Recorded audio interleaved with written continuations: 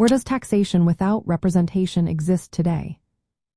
Have you ever thought about how some people pay taxes but don't get to vote on how that money is spent? This situation is known as taxation without representation, and it's more common than you might think. Let's look at where this happens today, especially through the lens of libertarian beliefs about economic policies and sound money. One prominent example is the District of Columbia, which is home to the nation's capital. Residents of Washington, D.C. pay federal taxes but do not have voting representation in Congress.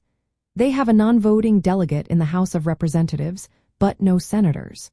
This means they cannot vote in presidential elections either. The Founding Fathers designed this setup to keep the capital politically neutral.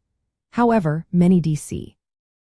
residents feel this is unfair, and they even print taxation without representation on their vehicle license plates to make their voices heard.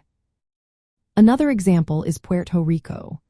Residents of Puerto Rico are U.S. citizens and pay certain federal taxes, but they lack voting representation in Congress and cannot vote in presidential elections.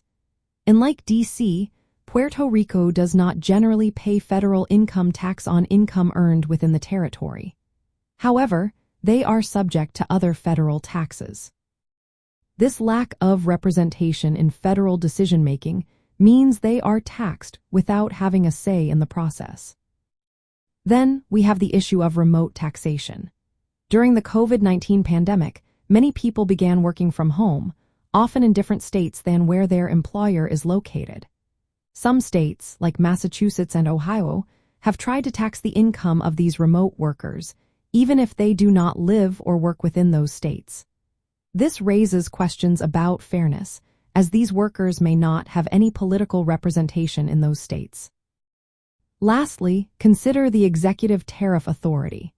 The President of the United States can impose tariffs on imports without needing explicit approval from Congress in certain situations.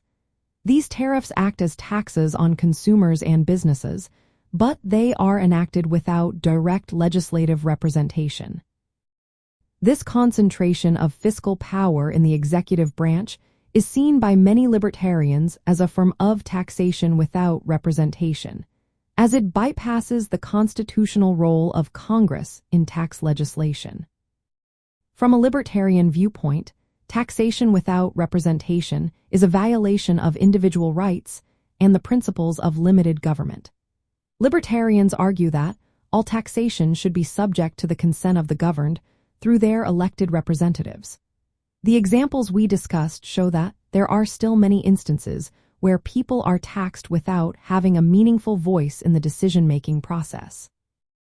This situation calls for reforms that restore taxpayer sovereignty and limit government overreach.